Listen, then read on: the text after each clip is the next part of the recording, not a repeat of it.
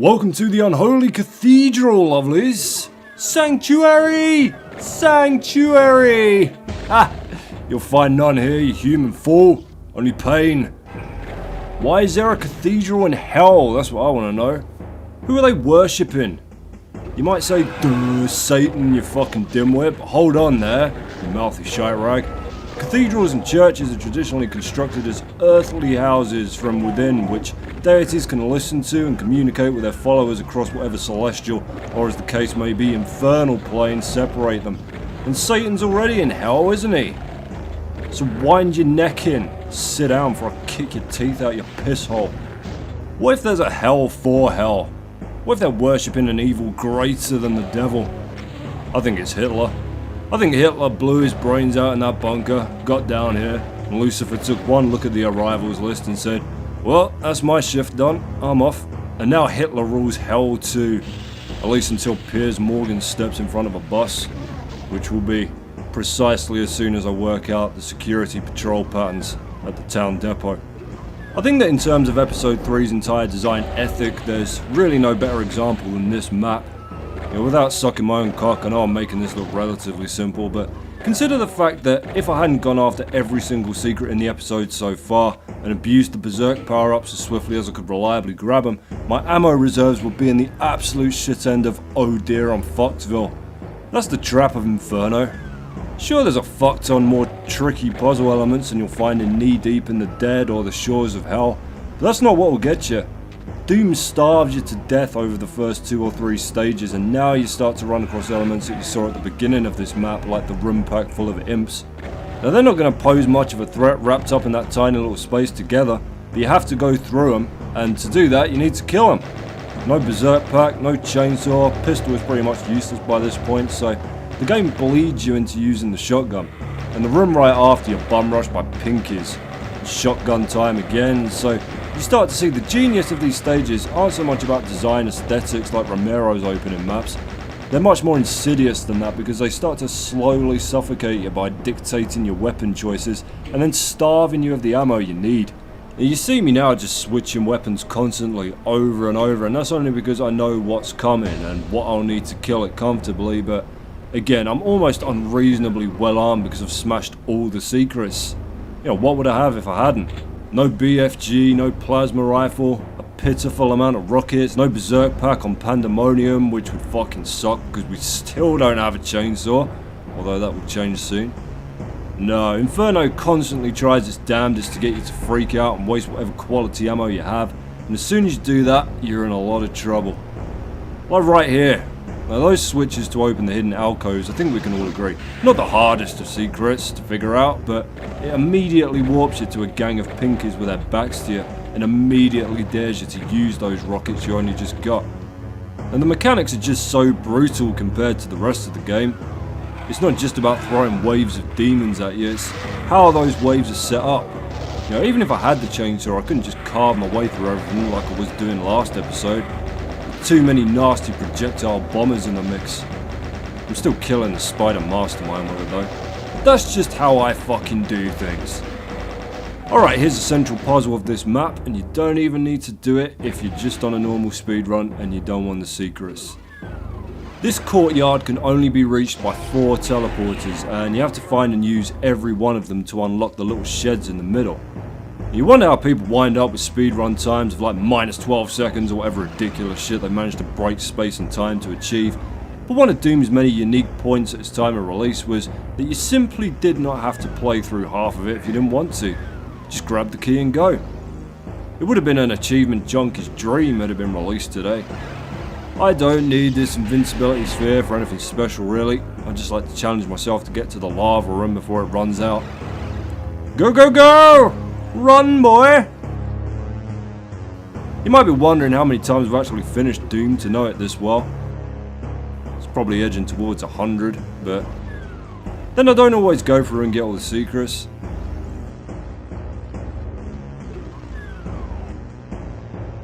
Here we are. Ah, it's running out! And safe. Gotta get the rad suit or you burn your Tootsie Totos. That's another thing.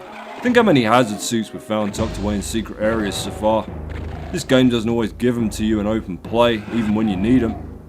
So on top of a lack of ammo and an army of demons to deal with in this episode, you got heavy unavoidable environmental damage too.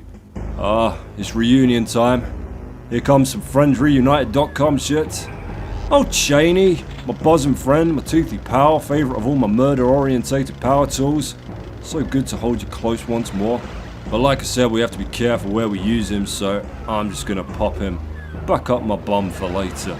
You know that's where you store... right in the fucking chops, you pink trouser cow. You know that's where you store all your weapons in an FPS, right? Up your ass. I thought it was common knowledge. You just spit on the barrel, and up it goes. You might think that's unrealistic, but you haven't seen the amount of daytime TV airport security documentaries I've seen. You'd be amazed at the accommodating nature of the human rectum. Here's a game I like to play. I call it the Black Friday queuing simulator. So there's one imp in this room, and the minute you attack him, it summons a bunch of monsters on the teleporter there. But for some reason, they'll never come into this room. Oh dear, the fighting started early. It's just a TV, you idiots! It's not worth your lives! There'll be another sale. You'll see in a minute once I've settled the differences.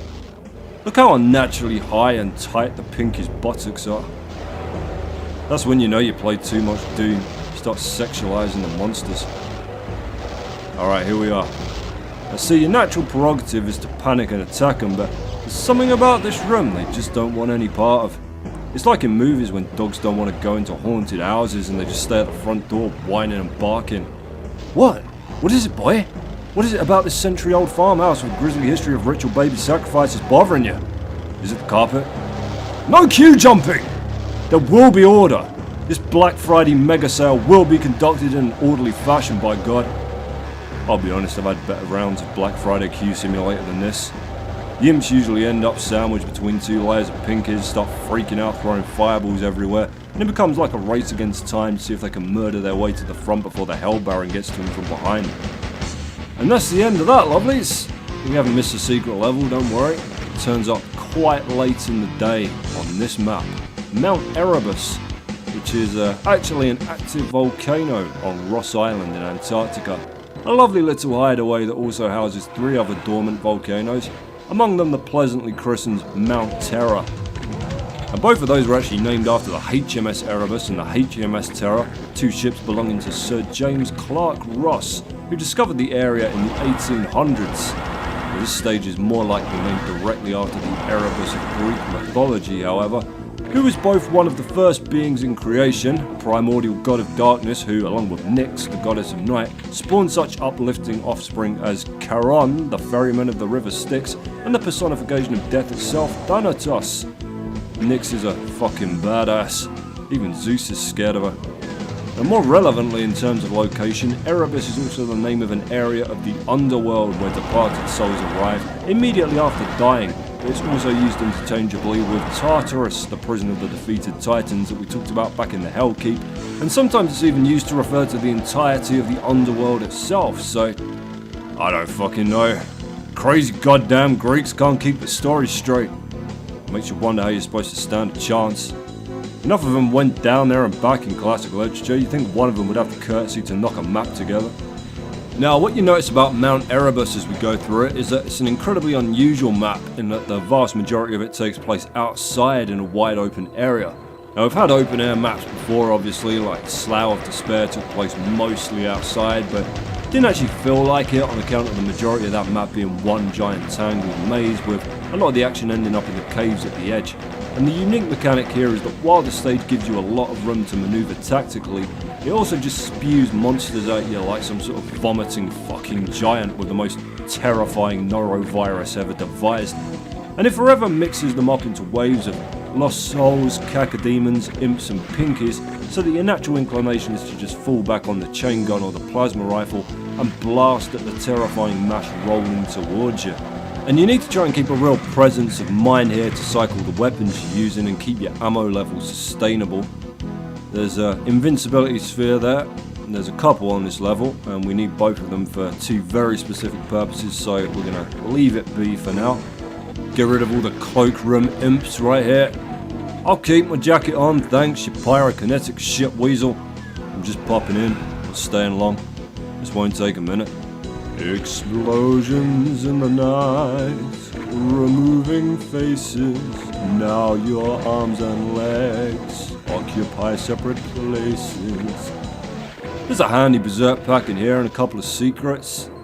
Won't get much use out of it this level, but still nice to have it. Now, we'll be coming back this way later because the secret exit's back here, but you see the jumping limitations of Doom Guy in here, in that you have to, as Buzz Lightyear put it, fall with style. I'm going to show you a lot of falling with style in the second to last level of the episode, Limbo, as it's a nasty, nasty place. It really helps speed things along, but for now we find ourselves in this tiny outbuilding, which is really what all the structures in Mount Erebus amount to. And immediately what makes this grim is the cacodemon sniping at you from the gallery window there. So, we're going to give him a taste of big fucking justice. What a shot! What was that, like 4 or 5 of the bastards? Fully erect. So we grab the blue key, pop the switch to throw open the back wall here, and now we'll see a rather large contingency of lost souls starting to leak out from the east, which we can hopefully pin behind this wall and deal with as they poke their shit ugly faces around the corner. They usually all stack up here while you're inside picking up the blue key, which is helpful because there's nothing more aggravating in this game than a swarm of lost fucking souls that have got loose and are buzzing all over the goddamn place. There you go, tons of them there. One's wistfully looking out to sea there, look, like a disturbed frigate captain. Is that a cacodemon I smell sneaking up behind me? You sneaky Pete, sly thing, you louse, you rascal, you skunk on invisible tiptoes. Fight with honor. The book Scary, Dark, Fast made an excellent point in that this was actually the first arena-based level in FPS history that wasn't a boss battle. Practically everything up until this point had been a tunnel fest, which you might say, you know, there wasn't a great deal of first-person shooters of note before Doom apart from Wolfenstein 3D, but you'd be surprised. Hover Tank, Catacomb 3D, Pathways into Darkness, Ken's Labyrinth, Escape from Monster Manor. Even Bethesda had an FPS game out before Doom, which was a Terminator game, because of course they held the Terminator license for 5 years way back when. Alright, we're going to use the second invincibility orb in this level to go on a bit of a mad dash across the lava here, and into a small outbuilding in the middle of it. And we'll just grab some supplies on the way because I'm not looking particularly healthy at the minute. All those small shed looking structures you see have stuff like radiation suits, soul spheres and mega armors in them, but we'll save them until the end. We've done the majority of the donkey work now, so why not? Here's a nice little surprise party to wander into if you're not expecting it. You throw all the switches on the walls to get them all out as quickly as possible while we're still invincible, and grab the rad suit in the corner so that we can leave unscathed. Now the thing with the radiation suit is that it won't always protect you in areas like this because it's subject to a phenomenon called leaking, and this only actually happens on damaging floor types that are set at 20% damage, which is the max in this game. It works out at about 2 or 3% chance that the damage will get through your suit and hurt you anyway, which will only happen once usually given the small probability of it, but it's still something to bear in mind as you go sprinting across an ocean of lava. You're never safe in this damn game, unless you cheat. Strike! Motherfucker. Alright, we're about done now. And you grab another suit here, which doesn't actually make you more protected or extend the life of your suit per se. These give you 60 seconds of relative safety in the goo or lava or whatever, and running over a new one will just reset that counter pretty much.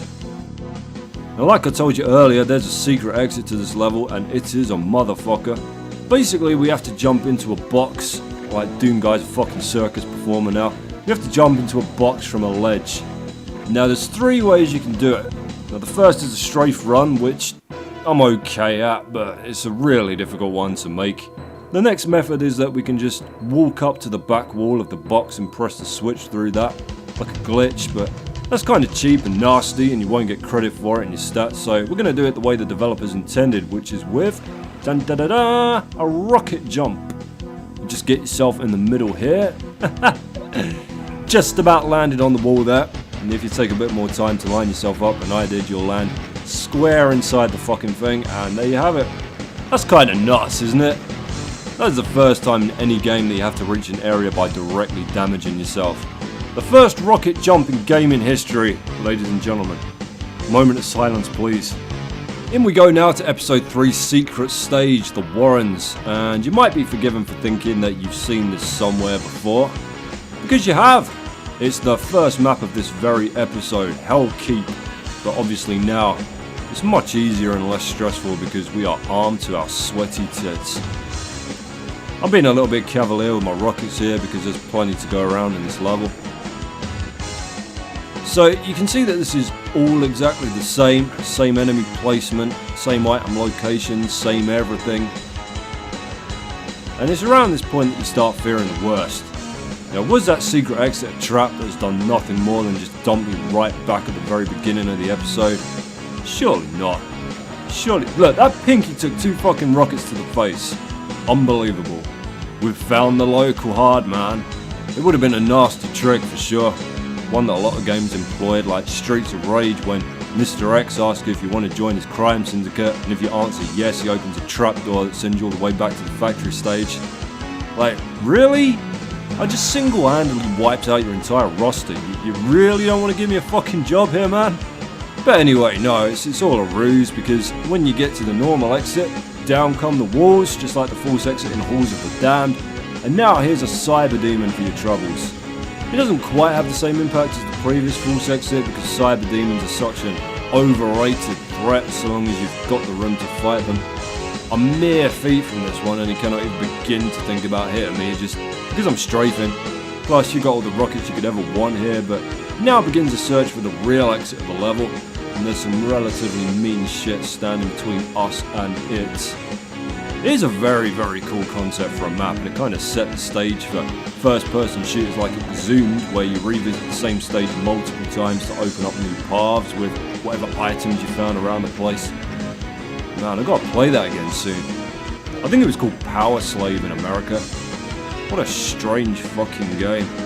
The entire thing is ancient Egyptian themed right up until the final boss where you fight a giant centipede on the moon. You see now that you work your way back through the map, except that the false wall has dropped down in practically every existing room, unleashing cacodemons, spectres, lost souls, hell barons, and Christ knows what else. Invincibility's gone now, but not to worry, there's another one in here. You know what strikes me as I play through Doom for the 10 billionth time in my life? Is that in a good 20 or so years, nothing has really changed in the FPS genre. I mean, the biggest innovation really has come from games like Penumbra and Amnesia, where you either can't shoot anything, you're just outright punished for it. It's still the same fundamental mechanic, except the ongoing quest for realism has made it arguably less fun than Doom. I mean, now what? You can only carry a limited number of weapons, you gotta hide behind cover all the damn time, 10 hours of excruciating fucking dialogue to sit through. That's why I'm always saying that Doom is the best FPS ever made. I'm not trying to be fashionably regressive or ignore any of the remarkable games that came after it, but I am saying that 99% of all first-person shooters that came after it are Doom, with a bunch of unnecessary shit screwed onto them. God help you if you come in here without that invincibility power up, I'm telling you now. Best thing you can hope for is to use the cacodemons as a meat shield, but I wouldn't count on it for too long. You finally get to see what that switch on the right side of the first door does now. Sure doesn't wipe your ass for you. Even though that would be a facial expression I would love to see from Doom Guy's little heads up display down there. Shock, and then morbid satisfaction. Like the invulnerability face, just with his eyes rolled up into the back of his head. There we go, gang. Just 2 levels to go, and we have reached the end of Vanilla Doom.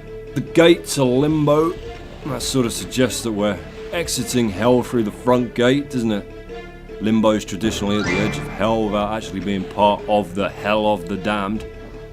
And you gotta wade through infinite limbo before you get out though. Fuck doing a daycare shift in that place. The nursery my eldest goes to has about 20 or so, and every woman that works there is like, they're not miserable or anything, but you know, like with Hillary Clinton where when she smiles it doesn't quite reach your eyes. Yeah, there's just a cold empty vacuum where happiness should be. Nothing really stopping us from spunking all our rockets away on this map, as long as we save ourselves a bit of plasma for the spider demon in the grand finale next level. Now, Gates are Limbo's hook is that there's not exactly a great deal of monsters here that are going to give you much trouble, but there is a ludicrous amount of lava. It is fucking everywhere, and unless you know exactly where you're going, it's going to wear you down very quickly and kill you, which you probably will the first handful of times you play it, because this place is a motherfucking maze that the goddamn Minotaur comes to for his winter break. Thankfully, we can cut a lot of the back and forth out of it with a bit of strafe running or fooling with style. I know I've mentioned it a couple of times now about explaining exactly what it is, so I'll let you in on this marvellous secret. Obviously, you can't jump in Doom at all, so if you want to clear a gap, you generally have to run at it and hope that your speed triumphs before gravity does. And the thing is, if you sprint forward and either left or right at the same time, you'll move a fair bit faster than you would if you just ran forward or ran while strafing, which allows you to clear a distance considerably further than normal. And as you will see, there are a couple of places in this map alone where this is incredibly useful. Have you noticed that literally every body of water, nuke, slime and lava in this game is only about as deep as the bottom of your boots? There must be a hosepipe ban going on in hell or something. Maybe that's why everybody's so fucking hostile. Come on, get out the fucking way. We can't all float above scalding, albeit very shallow puddles of molten rock. I've always assumed it was lava anyway. Maybe it's boiling blood. Ugh. I've always felt like more FPSs should have a separate meter for minor annoyances. Like if your socks are wet, or you bang your elbow on a door frame, or if you try and hit the reload button when you're out of ammo. Oh, what have I stepped in here? What the fuck's this? Someone chewing gum? Really? In hell? Really? Damn you, Satan. And when you reach the end of your tether, you stop what you're doing and throw a shit fit. Fuck! Fuck this, I'm going for a smoke. Mate, we're fighting the alien mothership. You can't just... No, fuck off. Everything's good on my tits today. Alright, here's our first strafe running spot. We'll just clear the landing pad out here. Oh, yeah. Oh. These take forever to dribble out this hole in the wall. Come on. That's it. Out you come. Jesus Christ. Move! I know there's another one there. I can feel it.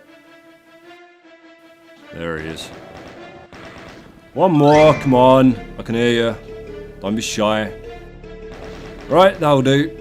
So, you just dash onto the nearest point of the opposite ledge, which is the jagged little outcrop there, and that, my friends, is a strafe run. There's a slightly harder one there because you have to account for the wall, but let's just be thankful I did that first time and didn't fucking embarrass myself, eh? Yeah. And you saw the exit in the middle of the room there. Well, now we've got everything we need to raise the bridge to it, which is nothing more complicated than heading to this central island near the start. Get in there, you fat fuck! Going through this teleporter. Oh, I lied. One more strafe run to make. There we go. You're privileged. Normally fucked that one up a couple of times. You should only take this route if you're not going to spend half an hour ballsing up the strafe running, by the way. If you knock them out first try, it only really ends up saving you about a minute or so, if that, so it's not really worth slowly killing yourself in the lava trying to be clever. You're just getting out throwing a couple more switches. Nothing too grievous. Sorry, I know I'm not being particularly entertaining today. Bloody exhausted. Plus I'm on laxatives for my stomach, and I don't know if you've ever spent the majority of your day shitting, but it's surprisingly tiring. Alright, let's pump those energy levels up for the final confrontation with the spider demon in the final level. This in Dante's Inferno was the city that contained the lower circles of hell, but here it's more like a gladiatorial arena. I could quite easily end this with a couple of wallops of the BFG, but I'll put on a bit of a show for you here. Now, Spider Demon is a bit of a fuck up in comparison to the Cyber Demon. Don't be too complacent though, because the Spider Demon possesses the most devastating hit scan attack in the game, which you cannot dodge, unlike the Cyber Demon's rockets. At her worst, she can cut you in half at a rate of around 40 HP per second. There's certainly no reason to run straight up to her and jam your chainsaw in her stupid face, like I'm about to do. This is how it must end! The blood god demands it! Sacrifice! Sacrifice! And there you go. The loathsome spider demon that masterminded the invasion of the moon bases and caused so much death has had its ass kicked for all time. A hidden doorway opens and you enter. You've proven too tough for hell to contain, and now hell at last plays fair. For you emerge from the door to see the green fields of Earth. Home at last. You wonder what's been happening on Earth while you were battling evil unleashed. It's good that no hellspawn could have come through that door with you. Which of course means that several came through the door with you. But let's not be pessimistic just yet, because here's a relaxing scene of a bunny. It's funny how after 3 hours of blind murder I feel nothing but the sheerest emptiness looking at this rabbit. But never mind, we pan left and see that things are not quite as idyllic as the soundtrack would have had us believe, as our cities are aflame and another rabbit has had its head ripped off and impaled on, I don't know, a branch? Or did they bring their own spike? Who knows? There's your sequel bait. You know what this scene suggests to me more than anything is that the rabbit on the right did this.